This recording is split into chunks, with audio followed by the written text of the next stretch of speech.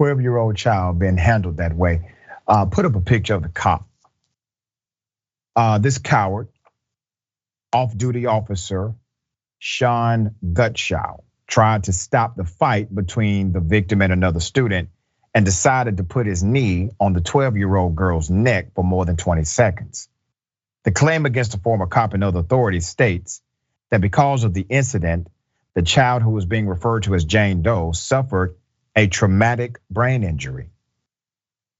It's important to note that Wisconsin Governor Tony Evers banned the use of chokeholds by Wisconsin law enforcement last June. In addition to this cop, the chief of police, Eric Larson, the city of Kenosha, and the Kenosha Unified School District are also named in the notice. Let's put up a picture of the chief of police. That's your chief. While the child's name is not being released, Jerrel Perez's attorney, Drew, that's the child's father, and attorney Drew Devaney wrote in the claim, an adult man lost his temper and choked a child until she suffered a traumatic brain injury.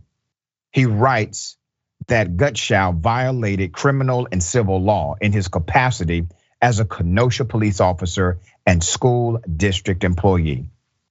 The notice also claims that Kenosha County District Attorney's office has charged the 12-year-old girl for her part in the altercation. But the cop has not faced any criminal charges. Isn't that something? The difference between how an adult with a badge and a child with black skin are being treated should offend everyone's sense of moral or morality, ethics, and justice. You know, you have to expect a certain level of chaos when you work with children. It happens. Sometimes conflict, argumentation rises to the level of physical confrontation. It happens.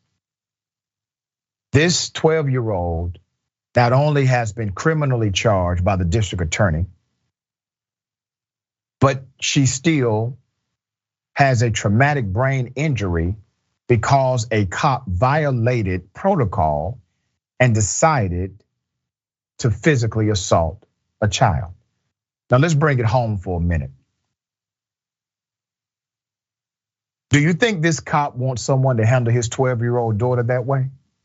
If his 12-year-old daughter may get into an altercation with somebody? Of course not. Because he looks at his 12-year-old daughter as a human being, as a person. But he would do it to somebody else's daughter because he's not looking at that 12-year-old like a human being, like a person. It's a child. Dan, thoughts on this? This is another case, just like we covered very recently, of sending a gun in a situation where it doesn't need to be. We talked earlier about a case where there's a woman, a 75-year-old woman who was having dementia, and they sent a cop with a rousing 70 hours of training to go in there and de-escalate the situation by essentially shooting her in the chest. This is the same situation where you have a Kenosha police officer. You'd think they'd have learned this lesson by now with chokeholds and things like that, but the Kenosha police officers, they come in here, they're in schools, which they shouldn't be. You don't need police officers to de-escalate situations with middle schoolers.